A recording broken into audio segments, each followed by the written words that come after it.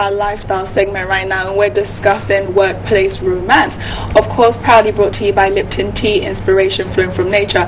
We're going to be opening up the phone lines on this particular topic, and we're going to want to know, have you ever had a workplace romance? Was it the best decision of your life, or was it the worst? Did it help your career? Also, there are some bosses who like to hire very attractive women, some, if you're females, very attractive men. Is that too much temptation? To help Benny and I get into this discussion, we have Dr. Enyonam Kudowo, who is a HR practitioner and also relationship expert and lecturer, Ogochukwu Nwekwe, who both joins us right now. So we will be opening the phone lines up later on. So good morning. Good morning. Good morning. Okay, so we kind of had a bit of a discussion this morning amongst ourselves with workplace romances. I'm like totally no. Nanaba was no. Sandra says yes, you can fall in love. Benny, actually, no, did you just say no, did you? I would advise nobody to do so. Yeah. Because you want to share your experience? Well, mine was I ended up marrying. So, and, he had a workplace So now romance? I just literally have a no work policy. I just don't do... I actually had a no work policy before her. And then... and she tempted me. And that's part of the reason why I'm doubly against it at this moment in time. Okay. Well, then that what I would ask is... yes, she tempted me. They fell in love and got married. She walked past my desk. She shouldn't have walked there. There was another path.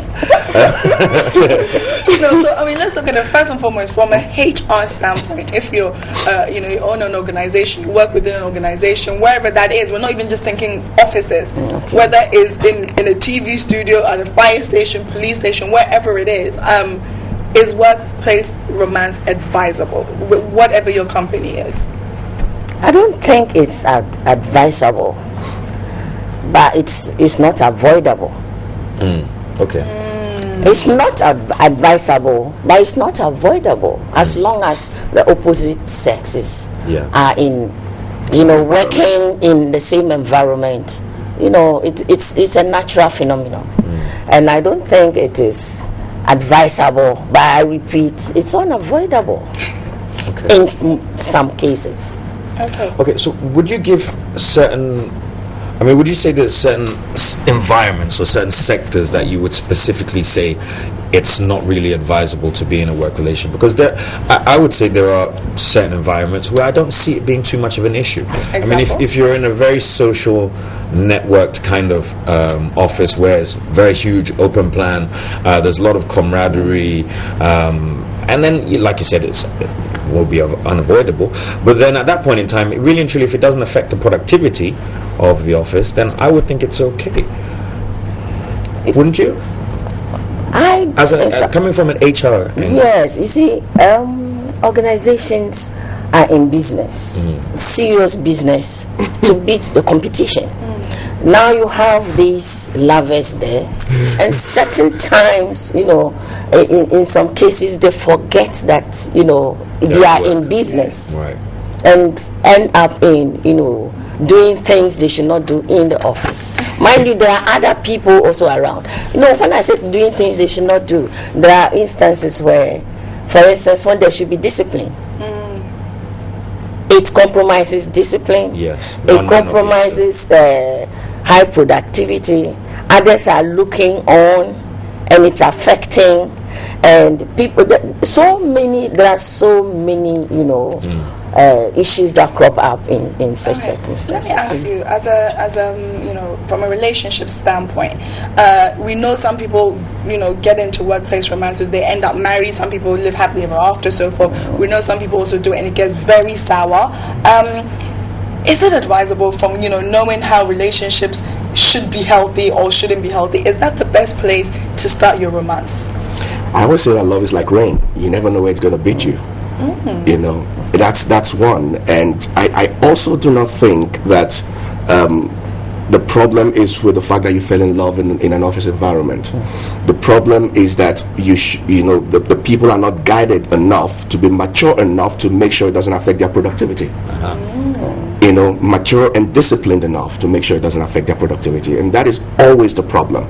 You know, when you just allow them, and when you're a boss or a supervisor, you notice that things are happening. The two people should first be accountable to their boss to say there's something going on, and from that point, maybe they'll move one person out of this department into another department, or the supervisor begins to watch them. Hey, you guys, slow down. Okay, I noticed that you guys spend too much time having lunch, and it looks like you two are having a misunderstanding. Please don't let it affect the job. See, because you're accountable, people are watching you. You know, and that is also different from being flirtatious. You know, a lot of times we refer flirtation to office romance, and they're not connected at all. Yeah, that's different. They're not connected. Okay, now the reason why I asked the first question about if there is a specific kind of work that may be allowed is because recently we had a story in the paper whereby soldiers, male and female, who were here, Ghanaian soldiers, got married. Obviously, they work within the same field. One of them went on operation, whatever it is. They came back to find that there were domestic issues. Now, at this point in time, the story reads that the man killed the woman and killed himself. Now, if you're in that type of situation, one, these are highly trained killers. Secondly, they've been thrown in with emotion and the fact they've been allowed to have a relationship at work.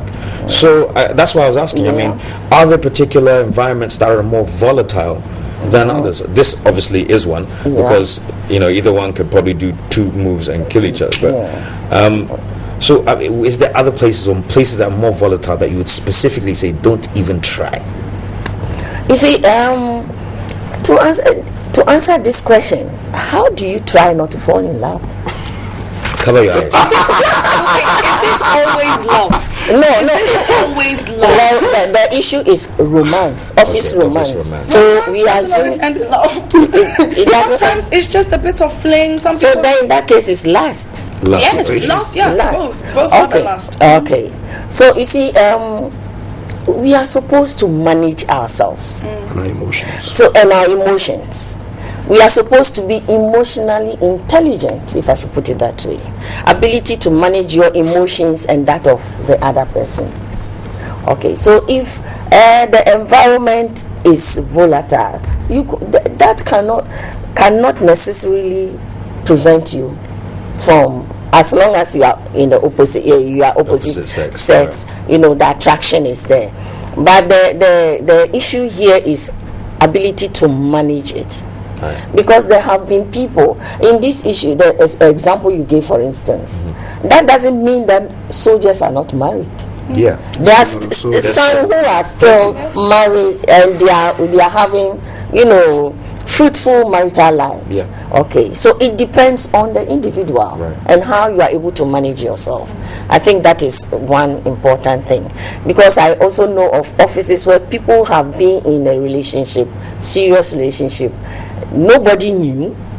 It was never disclosed. They were you see, the issue here is professionalism. Wow.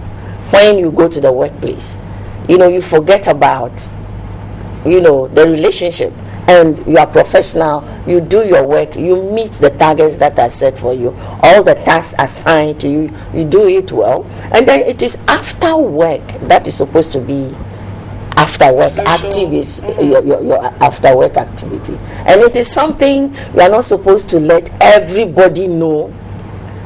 But a lot of people, especially the ladies, if I should please pardon me, like to express, yes, and would want to show off, especially a lady junior officer in a relationship with a senior officer. She would want to know that I have something, to do with the boss, and would want to display it for everybody to know.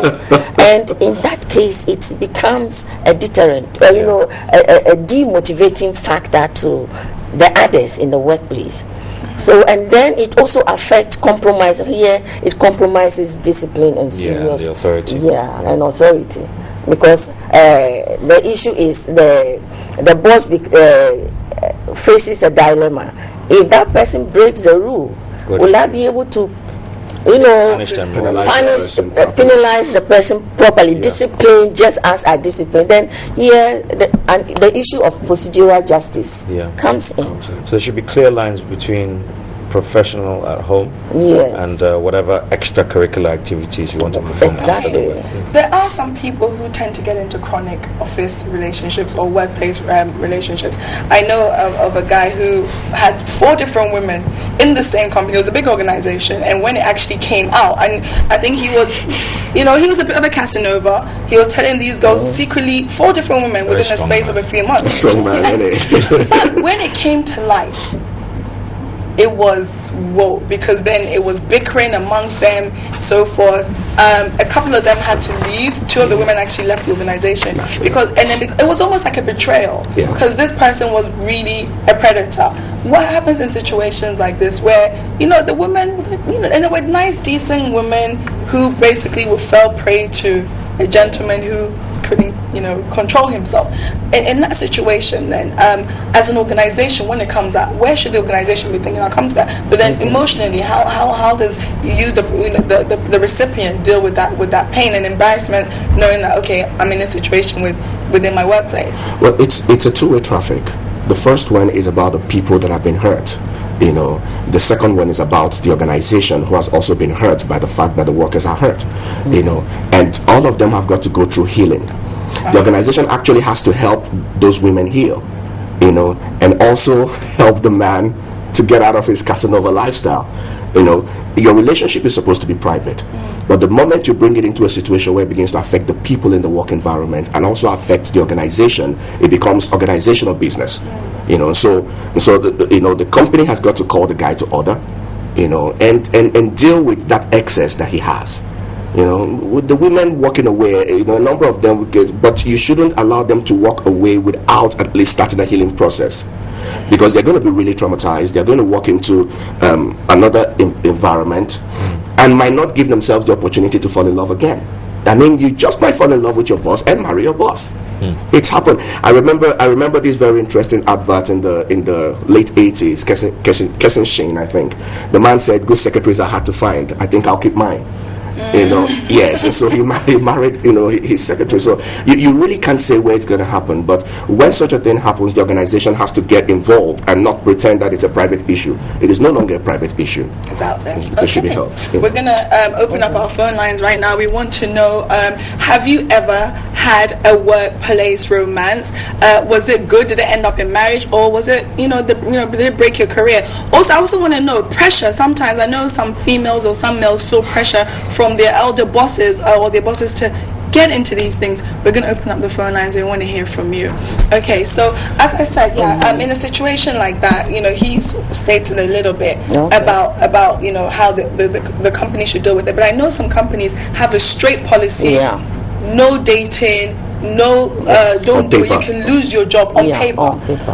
In an organization like that, where the rules are stated clearly, if you find yourself in a situation like where you can't help yourself, what should one do? Because you can lose your job. Yes, you can lose your job, so you have to manage it. And then when it gets to a point that maybe some people, when you're about to get married, they disclose it. They tell the HR, and they are called and counseled, and then a decision is made depending on that organization's policy. You may be transferred somewhere else in order not to compromise productivity, like the issue you were talking about previously, that the ladies walked away. At the end of the day, productivity is seriously affected. People, the organization spent a lot in getting the people in, so it's the organization that is losing, at the end of the day, because though the people are hurt and they are going away, the organization has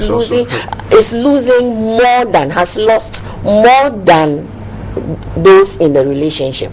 That's why organizations make it their business to manage such issues. Okay. Now, I want to talk about some of the causes of office relationship. Like you said, men and women, so long as they're together, there will always be some kind of attraction. But I feel that there are some people who actually enter a workplace with the main goal as to, find somebody who is above them in a certain level, and get there and possibly even grab this man or woman and marry them. With people who have that kind of notion in their head, I mean, what should we tell them? Because we've got things like Telemundo on the TV, and they glamorize the fact that somebody who works in a stable can marry the guy who owns the stable and live happily ever after. Where are we going wrong? Okay. Before that, we have someone calling like Juliet from Takoradi. Good morning, Juliet. Hello. How are you this morning? Oh, not too much. Cool. Please, what's your contribution to this topic? Oh, I'm facing the same problem. As what's happening with you? I like my secretary. You like your secretary? Okay. I like my secretary. He loves me back. Okay. I don't know if we should open it up or what. Sounds like you already have. Okay, that's the thing. You're his boss. So if you guys get in a romance and say maybe down the line and you have to give him orders, do you think he'll still be able to take it, knowing that last night you guys were enjoying romancing somewhere? No. If we start dating, they suck up from the place. Say it again. I missed that. We missed that. Say that again, please. I said when we start going out, they suck us from the workplace because okay. So now you guys have to decide whether you want to work or you want to love. Yeah. Okay, I can't answer this question. Professionals. But truly, relationship. Isn't that it? I mean, isn't that it? Yes, that's the basis of it. That might not be the only option. You know, like I always say, everything will have implications. And so maybe what they should do is maybe you should not go get another job, but we'll still be in love. We can still continue the relationship. In this current economic climate. In this current economic climate. It depends on what you want. It will always depend on what you want. You know something? The question I would like to ask the caller is, there is a workplace policy. Yes. They would not have been dismissed. The appointments would not have been terminated if there hadn't been a policy. So there's a workplace policy that they may be very much aware of before entering. It's just like seeing fire and putting your fingers. So they know. No, but they know. If you're able to manage the relationship to the point where if he goes out of line, you give him a query. You know, and irrespective of what even when you have misunderstandings and walk into the office, he still recognizes the fact that you are his boss and he calls you madam. Yes, ma, takes the details, sorts it out and all of that. No problem. When you leave the office, you continue quarreling, you know, and the moment you see that cannot be managed, you tell him, guy, I either have to go get another job or you go get another job. Exactly. You don't have to wait. You see, she's his boss, so should he at go work. At work. He may be the boss at home. Yes. But when the detriments have not emerged, and if they can be managed, then it's not an issue. No, it will be an issue if there's a policy and they have made it known. Yes.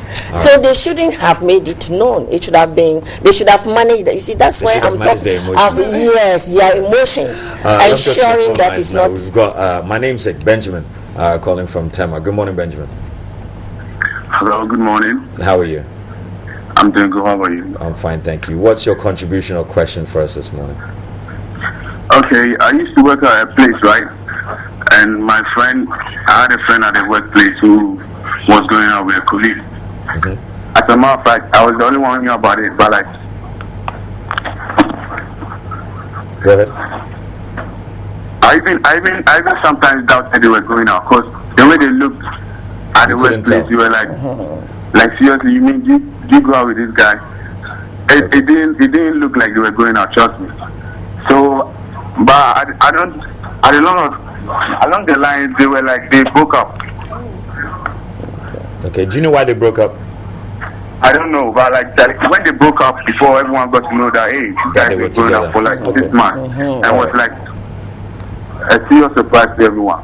So I think it gets down to you, the individual, how you're able to control yourself and stuff like that, you know. All right, thank you very much, Benjamin, for your call. So it's exactly what you said, Doc, about managing your emotions, managing your environment, because like you said, nobody even knew until they actually broke up, and then it was that point. Okay. So, getting back to my point about some people's ambitions when they actually get into the workplace. Some people actually go into the workplace with the goal to find a husband. Okay. Marry the boss. To find a partner. Okay. I mean, after all, if I can find somebody here who's good at work and we can take this relationship home as well, then I've got everything all in one. What would you advise such a person? Well, I'll sorry. Okay. After Please you. start. Okay. I'll first advise. I usually advise, do not look for a private relationship with people that you're connected to in public life. Right. It's very, very important that you do not start out that way. Yes, you might ultimately fall in love with someone, but don't make it an ambition, like you put it. Yes, we have opportunities, and you never stop people from being what they are. But the problem is, never expect that the person is going to be the same. There are some people that just work really hard, and are very forthright and forthcoming in the office environment, but outside the office environment they are totally different people. Exactly. And so you need to deal with it. We're going to go back to the phone lines now. We have Owl calling from Tema. Good morning, Owl. Yes.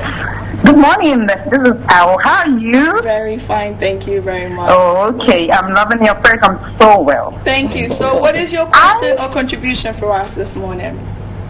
Yes. And mine is a personal experience. Okay. I was in a class and I just had a crush on my lecturer. Oh. She's not referring to me. It always happens. I just looked at him. I'm sorry. Continue. Sorry. Oh, I was like, this guy is a nice dude. So I was just monitoring him. And then I made advances at him. But he was like, once you're my student, there's nothing going to go on between us. But so he helped me in a substance for some time. So after I had finished my school, and then voila, things just happened. You understand? So everybody had the principle. Okay. All right. Thank you very much for that. Thank you. So in this case, it's discipline. Yes, the guy was disciplined. And he was still professional. Yes. But then as soon as he finished, no. Okay, but this is the thing though, which I think that this is a nice story.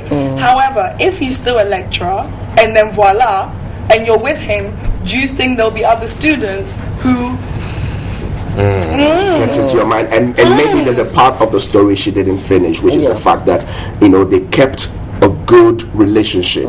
He defined it. They were good friends. He helped her out when he needed to, and and advised her, mentored her, and then when she graduated, he took it to the next level. But there couldn't have been that separation and then suddenly voila, like she said. No, it doesn't happen that way. There's something missing in the soup. I thought so. All right, so just to wrap up, first off, let's just take it from a human resources angle. What would you advise individuals who may think about getting into a relationship in the workplace, whether it's sanctioned or not by the company? I think they have to be very professional about the whole thing, because some of these things you cannot avoid. You've gone there with them, but be very, very professional and make sure that you do not violate the rules, because if there's a policy to that effect, then you can be easily thrown out. Your appointment can be terminated. You don't destroy your career, because if it is terminated, on what basis? You are going to look for another job somewhere. Exactly. Will you continue? You see, it will have a rippling effect. That's right. Okay, so you don't go tagging yourself by getting yourself involved in such things. So you need to be very professional about it and make sure that nobody knows. But when you are in the office, it's serious business. And make sure you are the hard-working employee that the employer expects you to be. Thank you. Yes, without having to repeat what Madam has already said, I think the first thing is, keep it private. In the moment you know you can't keep it private anymore, be accountable about your relationship. And I think organizations should also set up policy where they can counsel and guide people that are in relationships within the office environment. Indeed. All right. I want to say a big thank you to you both for coming in this morning. We've had Ogochukwu Nweke, who's a relationship counselor and lecturer, and Dr. Enyunam Korunu, who's an HR practitioner. Thank you both for coming in this morning. And thank you for joining us to our lifestyle segment, which is proudly brought to you by Lipton Tea, inspiration flowing from nature. In fact, on New Day, we are so professional that you didn't even know that we're all dating. We'll be back in a few moments.